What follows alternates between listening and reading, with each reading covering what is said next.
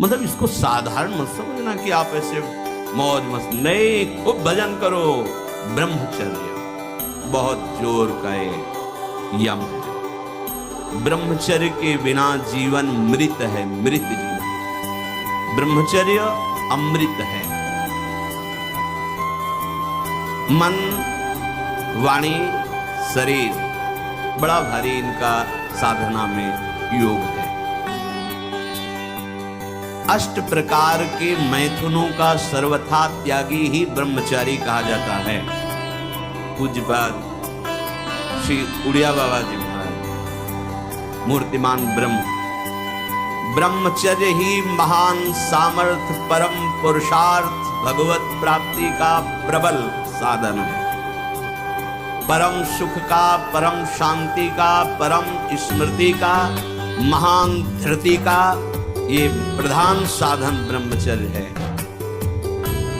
जो इस साधन से हीन है वो मृत है। खुद देख ले, स्मृति काम नहीं, शरीर में विशेष रजोगुण का प्रभाव, भोग वासना से जलता हुआ हृदय, छल कपट, आगे चलकर शरीर पीड़ा से युक्त हो जाना, बुझा बुझा स्वभाव रहना, हृदय में एक विशेष चिंता, कल्पनात्मक भय, विषाद और पशुवत आचरण, ब्रह्मचर्यहीन जीवन।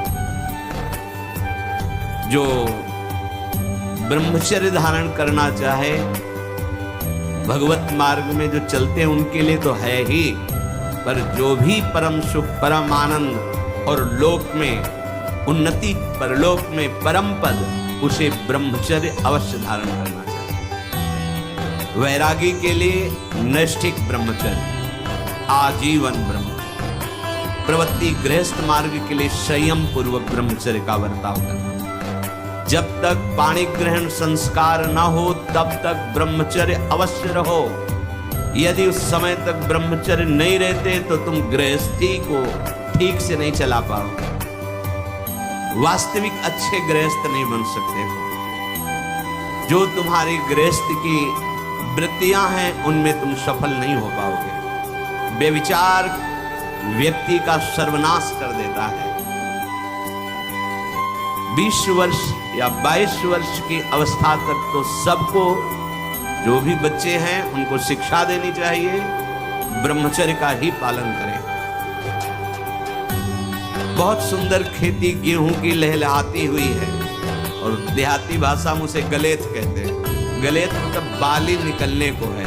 अब काट लो आप, एक दाना नहीं मिलेगा, और थोड़ा रुक जाओ धैर्य पूर्वक, बाली आ जाने दो, उसमें दाना पड़ने दो और दाना पक जाने दो, तो 1 बीघा खेत में 40 मन गेहूं होगा। ऐसे ही जो आप 13-14 वर्ष की अवस्था से आपके अंदर परिवर्तन होता है, एक भोगाकर्षण होता है सबके अंदर, जो इस भूमि में जन्मा है, या भगवान या भगवत प्राप्त महापुरुष, कारक पुरुष, उसकी बात तो अलग है।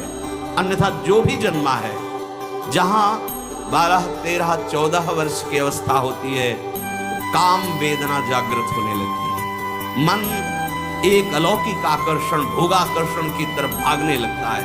एक चाह होती, कोई हमारा ऐसा दोस्त हो, कोई हमारा ऐसा प्यारा हो जिसको हम अपना जीवन समर्पित करें। ऐसा होता है, एक माया का ऐसा आकर्षण होता है। इसीलिए पूर्व में गुरुकुल भेजा जाता था, बिल्कुल भोग विलासता से दूर, एकांत में महान ब्रह्म ऋषियों के शासन में, चाहे वो राजकुमार हो चाहे गृहस्थ बालक हो, एक ही संगत में बैठाल कर अध्यात्म विद्या के द्वारा, नियम संयम यम के द्वारा उन्हें पूर्ण किया जाता था। उनका ज्ञान पूर्ण, उनका संयम पूर्ण, विचार उनका सत्य, फिर वहां निर्णय लिया जाता था। अब मैं आजीवन नैष्ठिक ब्रह्मचारी रहकर संन्यास लूंगा, अब मैं गृहस्थ में जाऊंगा। दोनों की पद्धतियां थी। गुरुजनों को संतुष्ट करके एक विरक्त मार्ग में चले जाते हैं।